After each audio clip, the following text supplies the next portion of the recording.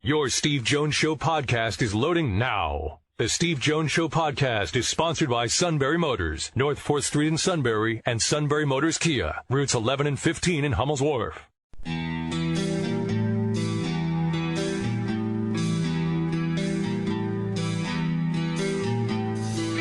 Sports talk where your voice counts. This is the Steve Jones Show on News Radio 1070 WKOK. Now, from the Sunbury Motors Studio, here's Steve Jones.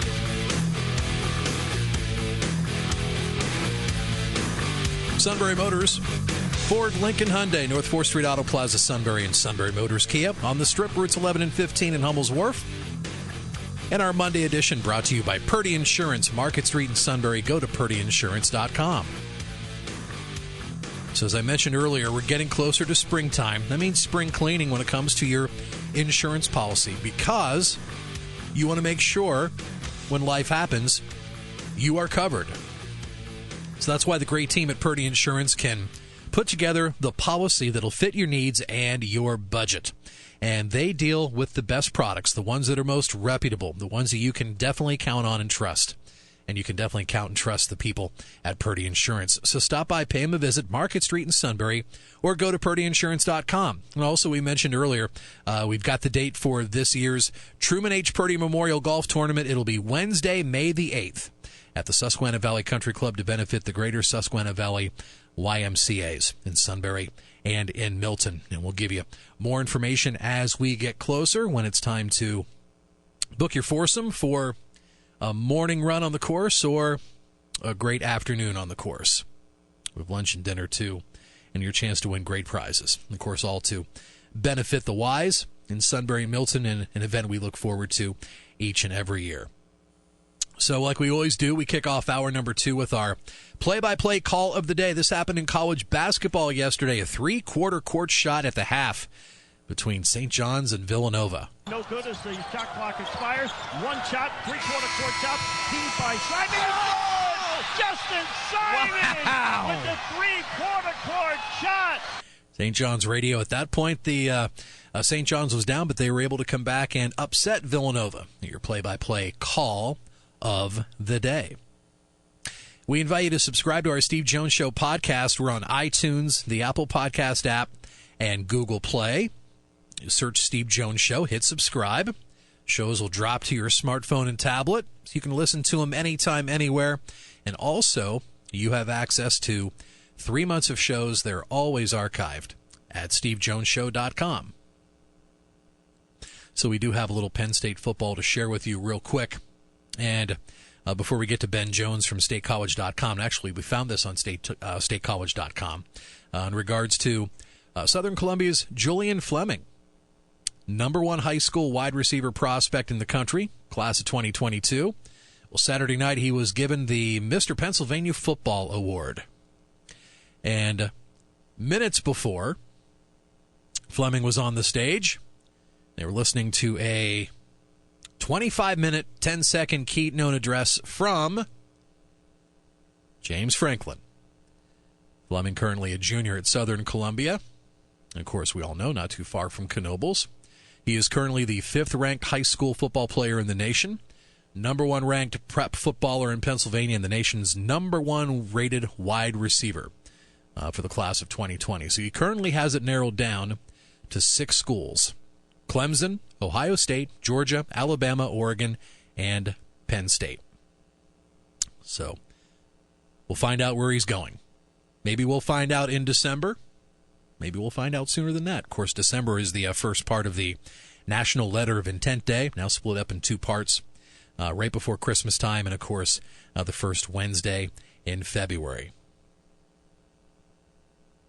So I wanted to give you some news on that. Congratulations to Southern Columbia's Julian Fleming, Mr. Pennsylvania Football, announced over the weekend down in Harrisburg. All right, so over the weekend as well, Penn State basketball on the road, losing to Purdue, and they'll be taking on Nebraska tomorrow night in the Jordan Center. And by the way, we'll hear from a Nebraska basketball beat writer in the next half hour. But now we'll check in with Steve as he talks to Penn State, not only football, but basketball writer too, Ben Jones from statecollege.com. Hey, Steve, thanks for having me. 101 conference games so far this season in the Big Ten. 56% of them have been decided by 10 points or less. 15 of them have gone to the final possession, including Iowa's last 2 wins over Northwestern and Rutgers. What are you seeing in the Big Ten this season? I think you're seeing 2 things. I think you're seeing the usual parity that we've seen in most years in the Big Ten, and I also think you're seeing a lot of really good teams to begin with. So I think it's sort of the best of both worlds because you look at the bottom of the conference, you look at Penn State, we watched them pretty much night in and night out be competitive with everyone they've beat. Obviously the 2 teams they've beat have not come, against slouch opponents, and then every other night they're in it. You see, the Rutgers game with that Iowa finish. That's a game that, Rutgers 9 times out of 10 wins that.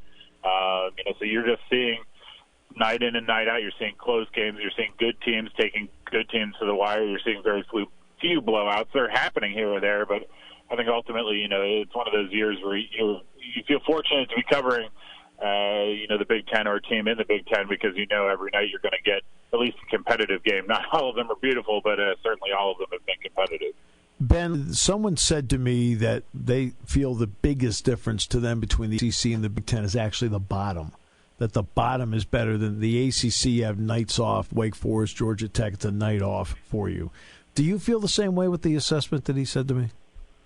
Yeah, I think when you think of in fairness, when you think of any conference, you always think of the teams at the top. So you're going to be, drawn to the Dukes and the North Carolinas. And obviously, when you have a guy like Zion Williamson in your conference, and that kind of gives you a national spotlight. But I think there's no doubt that, if you're really watching these conferences, especially the Big Ten, and especially, we have a pretty good vantage point from the bottom of the standings of watching Penn State regularly. It's just like we said, these games they're competitive, and really what makes a conference good is, when it comes to the tournament, certainly it's the teams at the top. It's how far can you go. It's a little bit like bowl season that way, but I think when it comes to, what makes a conference good in the regular season and to a certain extent overall is the depth that you have. And I think, it's sort of the argument that's worked against the Big Ten, maybe in football a little bit, that you have a very good top, you've got a very good Big Ten East. You go over to the West, and certainly, last year and the year before it was a much different story, but I think traditionally, the bottom of the Big Ten has not necessarily been able to compete in football the same way that it has in basketball. The sports are very different, the infrastructure is very different, so it's not an entirely fair comparison, but I would say I think top to bottom, the Big Ten is certainly much more competitive because, like you said, there's not very many nights off, and those certainly happen in the ACC. All right, Penn State, what were your thoughts on watching Saturday's game at Purdue, which has always been a very tough place to play? Yeah, I don't think you can fault the, equal parts defense and the slow start that Purdue had. I think, if you're Penn State, though, you kind of look at this as the game as sort of the other side of that coin, which is, this is not a team that does well when it gets into foul trouble. Not very many teams do, but I think if you start racking up those fouls, it makes things difficult. When you're not necessarily hitting shots from outside, it makes things difficult. And I think if you told them that you were going to hold Purdue to 10 points for essentially the first 10 minutes of that game, and you were only going to have 17, part of you goes, well, that's good because you're leading by 7. The other part goes, man, you know that Purdue is going to punch back at some point, especially at home they did. But, to the credit, to Penn State's credit, they get it down to 5. And, I think they credited Bolton with the turnover. It was probably a group effort between him and Mike on that inbounds, and it all sort of unraveled from there. But they're right there in that despite everything. And I think, it goes to show that, they came and they knew what they wanted to do. But, at the end of the day, there's a reason why Purdue hasn't lost at home all year. They've only lost once in 2 years. They're 29-1 now, their last 30 games at home. When you look at Nebraska coming in, when they played Penn State, their starters did not exit 1 second in the second half. They played 187 to 200 minutes. Now, since then, they've lost a starter because Copeland's now out for the year, unfortunately for him, with a torn ACL, so Tanner Borkhardt has to step in. Are you surprised with what you've seen from Nebraska this year, considering the veteran cast they had coming back? Yeah, I think, there are a lot of parallels, I would say, between Nebraska and Penn State in terms of, I think Tim Miles his attitude's maybe a little different than Pat's, but I think they're both sort of, energy guys that are sort of all about, the trying hard and the effort and everything.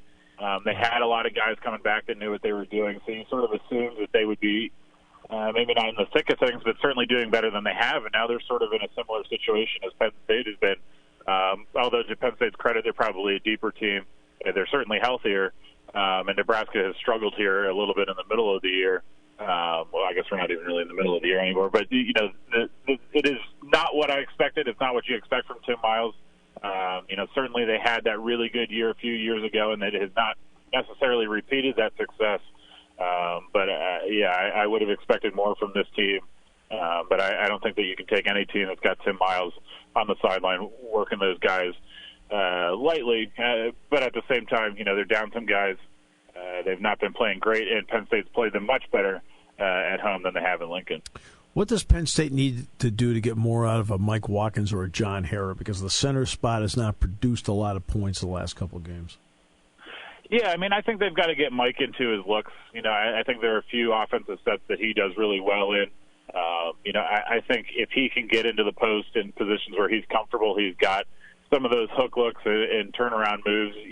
His I wouldn't call it a mid-range game, but certainly that kind of 6 to 8 foot range, he's shot it okay. And I think we saw, John Harrer is a guy that's super physical. I think what he made him so good in the NIT run was that he was able to get right under the hoop. He was able to muscle up through guys. And I think, to his credit, people have taken to the baskets and the looks haven't been as easy because he's, a guy that went out and produced when they needed him to. But I think it's all about positioning. It's all about getting into your spots because, for both of those guys, really, you get them 3 or 4 feet outside of their comfort zone. That's that much more work they're going to have to do to get inside. And I think they're both, Mike in particular, is especially good when they can get their back to the basket and don't have to do much work to turn around and put it in. I think anytime you see a freshman early in the season, I think all of us have a tendency to wonder, gee, what will they look like at the end of the year? What do the freshmen look like to you now as they hit mid-February? Yeah, I know we're not very far from, Ra missing that pretty much wide-open layup at the end of the game the other night, but I think he has looked extremely confident, certainly more confident sense of, he feels like he belongs out there. I think he's handled the ball pretty well. He's shooting it better. And I think, Miles Dredd, to his credit, I think it says how good he can be and how good he is that, he sort of hit his freshman wall, and it lasted about, a week and a half. He kind of came out the other side. And there are a lot of guys, that wouldn't be able to do that. But, you look at the confidence he played against Michigan, and I think the confidence that he still has, I think that's a testament to him and really where he can go because I think, between his shooting, his physicality, and both of their ability to handle the ball, you're looking at 2 really athletic, quick guards that can do a lot of different things. And certainly, to me, when I watch them, yes, they're still freshmen, but we're certainly at this part of the year where you go, these guys are sophomores for all intents and purposes because they've played this much basketball. And to their, they started out their careers here at Penn State, probably farther down the road than a lot of freshmen before them. Josh Reeves will enter the game 10 points shy of 1,000 in his career. What have you seen from him defensively, but what have also offensively this season? Yeah, to his credit, you think about a guy who has played a lot of basketball in one particular way for most of his career, and then you go into your senior season, and everybody tells you now you've got to shoot threes, now you've got to be more offensively inclined, and Josh has always been that sort of fast break, scrappy play kind of scorer, and now he has been a decently effective three-point shooter when he gets his looks and he's in rhythm. I think defensively you know what you're going to get out of him. Offensively he's come around.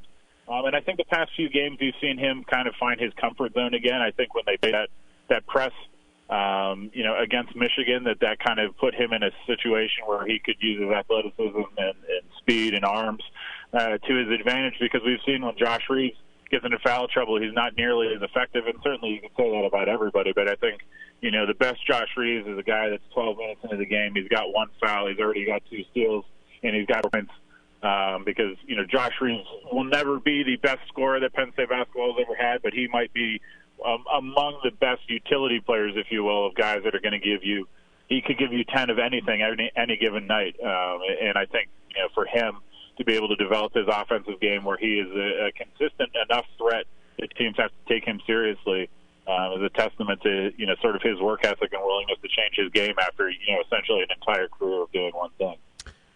Jamari Wheeler, what do you like And is it still the shooting? Yeah, I mean, I think there's no doubt that, if Jamari can find, his shot in the offensive aspects of those games, that he can be a great player. I think he has got the speed and the quickness and the handles. He reminds me a lot of this sort of mix between Josh and Tim Frazier. Tim Frazier is probably a better passer, but you could say that about Tim Frazier and a lot of guys that have played at Penn State. But yeah, I mean, he's playing with a lot of confidence. I think he's handling the ball better and better, and he's making smart decisions. And I think certainly from where we sit at the Jordan Center, it's easy to see the court from that kind of bird's eye view and understand what's going on. It's a lot harder when you're down there at court level with the ball in your hand. So I think he's coming a long way, and you figure, this is really his first significant action in a long time, especially with the ball in his hands, because there were just so many guards last year. Tony commanded the ball so much. For him to be able to get to where he is, there's work left for him to do, no doubt. But I think, maybe at the beginning of the year, everyone kind of wonders what the Jamari Wheeler experience is going to be at point guard, and I think he's proven himself more than capable, but certainly he's got work left to do to improve. Right, no doubt. I mean, in terms of shooting the ball, yes. But, gee, I really like a lot of parts of his game. Defensively, he's as quick as anybody I've seen, Ben. And I also think he's made, for the most part, every once in a while he'll get himself into the trees and look around and go, I have nowhere to go. I mean, that happens sometimes. It happens to everybody. Yeah. Go ahead. Yeah, no, I think of, you talked about the defensive intensity. I remember when he would check in last year, and it was just like this instant spark because he's up in this guy's grill. Yeah. It's like you just wound up the Energizer button and told him he had 30 seconds to go make something happen. And it's he's a lot of fun to watch in those moments. But what have you liked about his floor game? Because, like I said, every once in a while he'll go in and he'll look around. There are three big people and go, it doesn't feel good. But for the most part, he's not doing that anymore. What have you liked about his floor game? Yeah, I mean, I think he just sees it better and knows where he ought to be and where he shouldn't be. You're absolutely right that there are these moments where you look and Jamari has found himself among a bunch of people that he is otherwise not equipped to take on. But I think he's done a good job of even when he does drive underneath, I think he's done a good job of getting himself out of there at times. And I think sometimes being a good point guard is about just avoiding the areas that you shouldn't be altogether. And I think because of that, it makes him a better player. I think this Penn State team in general has done a good job passing it around the arc. They're, pretty open to finding that open guy, and I think Jamari has done a good job of that. It's sort of an interesting combination, I think, because we've seen Lamar recently at least, take the ball up a little bit in that sort of guard position. Obviously, no one's going to accuse Lamar Stevens of being a point guard, but I think, it's an interesting dynamic when Jamari can run the floor and also at the same time do it, not necessarily with the ball in his hands, but I think, there's no doubt he's getting better and better of avoiding the bad spots altogether. Because this team, can't really, and no team can't really afford the unforced turnovers that come from the mental errors of just sort of being where you shouldn't be. How do you view the second matchup with Nebraska? I mean, generally Penn State's played Nebraska better at home. That could probably be said about a lot of teams that go there and end up in foul trouble for whatever reason. Like this, you said, they're sort of limited. I think Penn State's playing with a lot more confidence. I think really, they've been a confident team all year, but I think after, that loss to Purdue a couple weeks ago, I think you saw them kind of realize that they really could hang with, some of these teams. In Nebraska, by no means is, the Michigans or Michigan States or Purdue's of the world. So, I like Penn State's chances. I think they're not due for another win because they've been playing pretty well, and you could argue they've been due for a win for a while, but I like their chances. They're deeper, they're playing with more confidence, and they're not in Lincoln, and I think that's a huge factor for them. Always a pleasure, Ben. Thanks so much. Appreciate it. Yep, thanks for having me, Steve. Ben Jones, Penn State basketball and football writer for statecollege.com, and they were talking a little bit at the end of that interview of tomorrow night's matchup with the Nittany Lions and Nebraska in the Jordan Center. We'll have that for you on WKOK and also streaming at WKOK.com, pregame at 6:30 and the tip at 7 from the BJC with Steve and Dick Girardi. And we'll dig a little deeper into that Penn State-Nebraska matchup with Robin Washut, who is a Nebraska basketball writer for HuskerOnline.com and Rivals.com. So Robin will check in the next half hour, and also we'll go to Philadelphia with a Phillies sports report from Matt Leon from KYW in Philadelphia. When will the Phillies sign Bryce Harper? The wait continues. And we'll continue with more of the Steve Jones Show next on WKOK, brought to you by Purdy Insurance. For nearly 100 years, Purdy Insurance has been your locally owned, family-operated source for insurance products. With a staff of over 20 and partnerships with some of the industry's most trusted companies, Purdy has the experience and resources to get the job done. Whether you need personal, home, and auto, or complex business insurance solutions, Purdy will help you navigate through the process. Call today at 570-286-5855. Or better yet, stop in their Sunbury office to see what Purdy Insurance can do for you. Sunbury Motors Ford is getting the year off to a fast start. In January, SMC was right on pace to hit their goal of selling 1,000 new Fords in 2019. In February, Sunbury Motors will shift into high gear during its President's Day sales event. Choose from 4 city blocks of new Fords with savings up to $16,000. Back from over 60 new Ford F-150 4x4s priced as low as $29,934. Deals on new 2019 Ford Fiestas are in overdrive. SMC has them starting at just $12,820. And it gets 35 MPGs. Select from over 45 Ford Escapes, and they're slashed to an amazing price of $17,820. SMC has an incredible deal on a 2018 Ford Fusion, discounted down to $17,770. Sunbury Motors' goal of 1,000 new Fords in 2019 will give all of Central PA the largest discounts on new Fords in recent history. In February, SMC wants to put you into victory lane and become a member of their 1,000 Club of 2019. Sunbury Motors in the North 4th Street Auto Plaza, Sunbury. Taking your calls at 800-795-9565. This is the Steve Jones Show on News Radio 1070 WKOK. Now from the Sunbury Motors Studio, here's Steve Jones.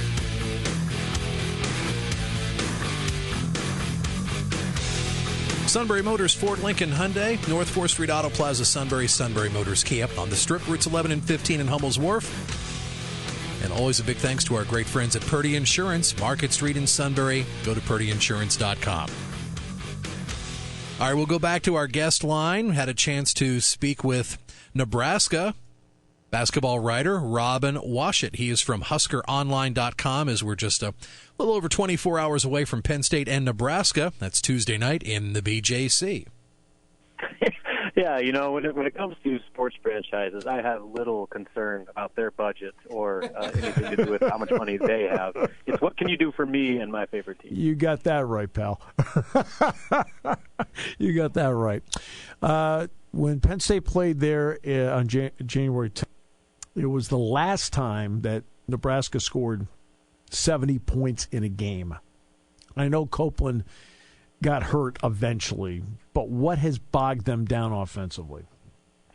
Yeah, the Copeland thing is a big part of it, but their issues started even before he was lost for the season to that knee injury. And a lot of it is, I think, the grind of Big Ten play, as we all know, and you get those familiar opponents that have as good of a scout on you as anyone. So they've been able to figure out guys like James Palmer, and then, along with that, Glenn Watson went through about a 5-game skid, where 15 total points over 4 or 5 games, and was really in a bad slump. And so those two things, I think, played as much of a role as anything. And then just the fact they weren't making shots. Basketball can be a pretty simple game sometimes, and Nebraska just could not put the ball through the hole. I mean, there was a game where they shot 21% from the field, and we're struggling to even get over 30% for a couple games in a row. And so that has steadily gotten somewhat better to where they've been over 30% the last few times. But they just won a game scoring 59 points.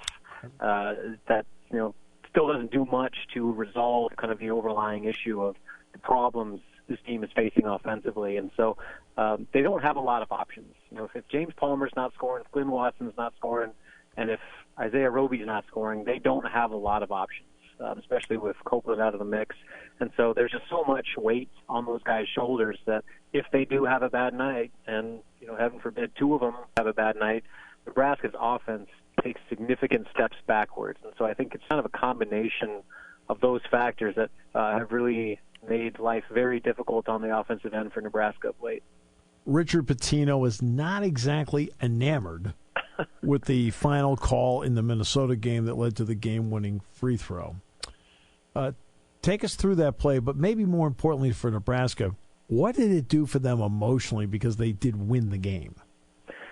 Yeah, so that series, the final minutes, Isaiah Roby was able to draw a charge on Jordan Murphy that I know some people kind of question, but to me, I thought that was the right call. I guess if you're going to make a call on that play, it was a charge, and so that got him the ball back, and Thomas Allen drove and got his shot blocked into the hands of, I think it was Amir Coffey or somebody, a Minnesota player, but his foot was out of bounds, and so they had the ball back with like 3 seconds left. And rather than, go up just for a pure shot, Palmer played the foul. And so he got Amir Coffey to jump in the air. And, that's kind of where you get the discrepancy of was Coffey straight up or was he, in the air and, leaning over Palmer. But Palmer initiated the contact, took a gamble, got the whistle, went to the free throw line, made 2 free throws to win it. And so, Nebraska probably got fortunate that they did get that whistle, but I do know that they've been on the wrong end of those types of plays far more than they've been on the right end, so maybe a little law of averages playing out there. But just in the grand scheme of things, getting that win, snapping a 7-game losing streak was such a monkey off this team's back. I mean, you could just see it. I think the game before, Isaiah was just talking about how guys weren't having fun anymore. They weren't enjoying basketball because everything was, such hard work. I mean, even to, muster offense and let alone win a basketball game. And so just getting that relief to just kind of put that behind them was so desperately needed. And now, they've been able to turn that to back-to-back wins to where, all of a sudden what looked like a completely lost season, there's still a sliver of hope remaining that they could work their way back into the NCAA tournament if they're able to take care of business to some degree over these next 5 games. And so, I mean, if nothing else, that win, took some of that negativity away from the program and also provided some hope again that, this season that started out such promise, could still be salvaged, albeit still an uphill battle to climb yet. When Nebraska played Penn State January 10th, the starters played every second of the second half. There wasn't a single second with a bench player in there. Of the 200 minutes available in the game, Nebraska starters played 187 of 200. Now, I made the comment afterwards, I said, in 3 weeks, this team's going to be blown out. In terms of, I'm talking about blown out, physically. I don't mean blown out of games, but blown out physically. Did they start to look like a tired basketball team after 3 weeks of that? Oh, for sure. I mean, I think that had as much to do with that losing skid and the kind of decreased performance every night, just because guys were worn down, not only emotionally but physically as well. And what's interesting is they've tried to make more of an effort to get the bench involved, but the problem is they just don't have anybody. I mean, their bench is really, really, really limited, especially when it comes to scorers. They have a kid by the name of Nana Kenton who is from Illinois, was a former Rivals 150 recruit, but he was supposed to be the only guy that could really provide some offense, and he's been struggling mightily with his shooting. And so really their bench consists of, either some, post players that we should probably be redshirting right now, or, defensive-oriented wings, and just really don't have a lot to work with. And so that kind of goes along with the pressure on those starters to carry, almost all of the load offensively. And so they've been trying to get more of those guys involved, but, last time out, they did it again. They played all the starters. They did not sub in the second half. And so I think when it comes down to crunch time, Tim Miles has made the decision that, he's going to hitch his wagon to those top group and let them carry the way. And, basketball's different now, I guess, and there's so much stoppages, with all the media timeouts and all the breaks. It's not like they're just running for 20 minutes straight, but still, I mean, it's the Big Ten, and it's a physical league, and the wear and tear is certainly taking a toll on these guys to where they're still holding up okay, but if they had any more help off the bench, especially on the offensive end, that would do wonders, I think, for getting James Palmer more consistent, and Glenn Watson in the same vein. And it's just been a problem that we knew was going to be an issue going into the year, and it's played out exactly like we thought so far through 3 quarters of the season. Tanner Borkhardt, though, is a guy that is in the starting lineup. He's always been a hard-working, energy guy. He's not going to be Copeland, but what has he added? Rebounding more than anything. This was a team that really struggled, especially with their defensive rebounding. I mean, they were giving up, upwards to 14 offensive rebounds a game during a stretch there.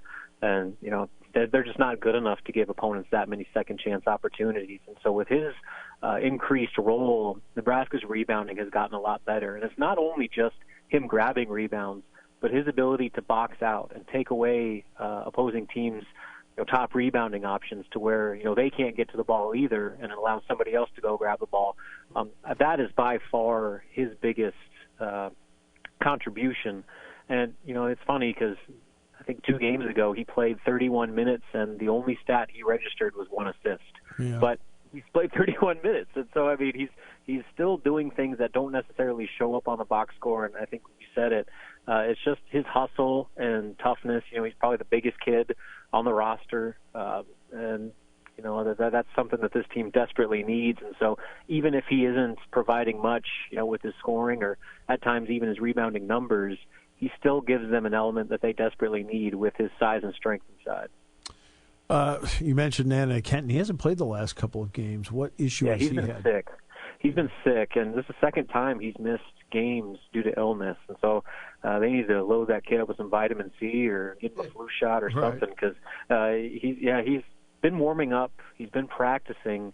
But, I guess, part of it is Nebraska just didn't sub a lot last game, and so that kind of limited his opportunity. But the other part is, they need him to get back to full strength, because if he's not playing with energy on offense, it's hard to play him. That with a lot of the guys on that bench that, they're not going to put up numbers. And so if they're not ready to, make those kind of winning hustle plays every minute they're on the court, it's hard for this coaching staff, I think, to trust them to put him out there, especially in crucial situations. How do you view Penn State's second time around? Well, I mean, they're obviously gone through their share of struggles since these teams last met. But what's interesting is Nebraska has been really bad in State College. Since joining the Big Ten, I think they've lost 6 of their 7 games there, or maybe 5 of their 6. And then they've lost 2 in neutral site games. So for whatever reason, Nebraska has a lot of trouble with Penn State away from Lincoln, Nebraska. And I don't know why that is, but I think that's probably going to be something that they're going to have to deal with again tomorrow night, is finding a way to play with the same type of energy that they do at home. And, obviously they're in no situation to take anyone for granted, but don't even look at where teams are in the standings right now, because Penn State, obviously, they gave them all they could handle in Lincoln, and that was back when they had Isaac Copeland. And so now, you're a team that is scrambling to come up with whatever offense you can get. You have to be at your best, especially in a game like this that is so critical to their path to getting back in that NCAA tournament conversation. Because after Penn State, they have Purdue at home, and then they go to Michigan State, and then they close out at Iowa. And so this is kind of that one remaining game where Nebraska might have a chance to be favored. I haven't seen the line yet, but if they're not favored, I would imagine the spread's going to be pretty close. Yeah. And so this is an opportunity that Nebraska absolutely has to take advantage of if they're going to keep that hope that we were talking about earlier alive to salvage this season. And so, again, you don't look at anything really, I don't think, about that first matchup, because Nebraska is such a different team now. And certainly you don't look at what Penn State has done leading up to this point, because all that matters is what 2 teams show up tomorrow night. Exactly right. Robin, an absolute pleasure. Thanks so much. Appreciate the time, the analysis very much. And by the way, you talk about the energy in that arena. The energy in Pinnacle Bank is unbelievable. Those are great fans there. Thanks so much.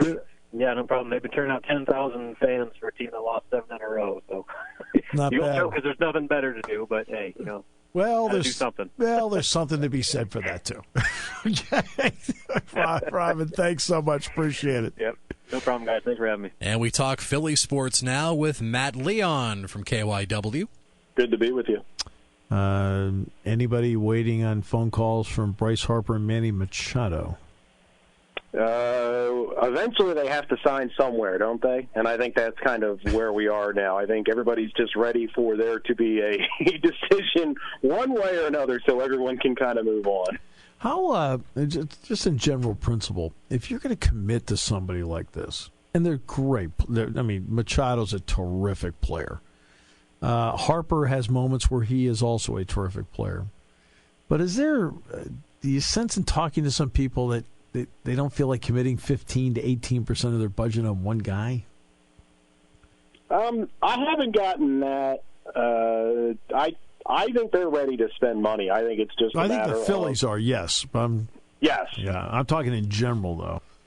Oh, I think in general for a lot of people it would be. It's a big pill to swallow because you're really hitching your wagon there, and it might not even be the amount of money as the amount of years that you would be connected to, that that no matter how young a player is, somewhere on that contract, skills will start to decline. Yeah. And then it really gets tough. But I think for a team specifically looking at the Phillies, who I think have had an outstanding offseason. Yes, I agree. Regardless of how this plays out, adding one of these guys would turn them into, from a contender, I think, to maybe even a favorite, right? In the National League, or one of the favorites in the National League. I think the problem that's specific to the Phillies is their offseason was framed from day one through the prism of they are going to get one of these guys. And regardless of how good they've done with all the other moves, if they don't land one of these guys, there's a good portion of the fan base that's going to look at the offseason as a failure. And, they kind of painted this themselves. You've kind of seen, I think, through the entire offseason, as it has played on, members of the front office, when they've spoken at the beginning of spring training, kind of walking back and talking about how, regardless if we don't add anybody else, we've had a great offseason, and I agree. Yes. But yeah, you shouldn't have allowed the thing to be painted in the first place where it was kind of Bryce Harper, Manny Machado were bust. It's interesting, though, when you break down the numbers of Major League Baseball today, and this, I think, deals with a lot with analytics and breakdowns. The number of players over the age of 33 has actually, and by the way, Machado and Harper obviously don't fit into this category. They're both in their mid-20s. But the veteran player over the age of 33 has declined dramatically, Matt. What are your thoughts? Oh, yeah, and I think... Yeah, what are your thoughts on that?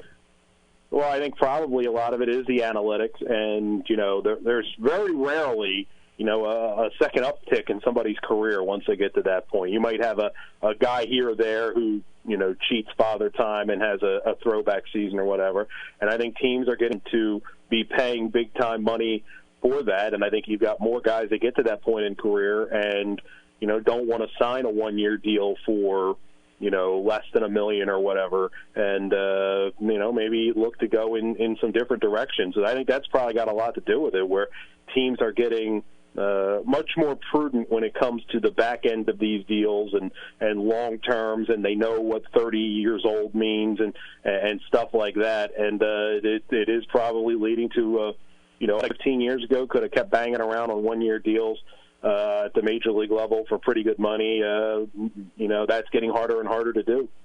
Yeah, it is, because the numbers are dramatically different now in Major League Baseball about the number of players who are over the age of 33. And I don't think a lot of people realize that.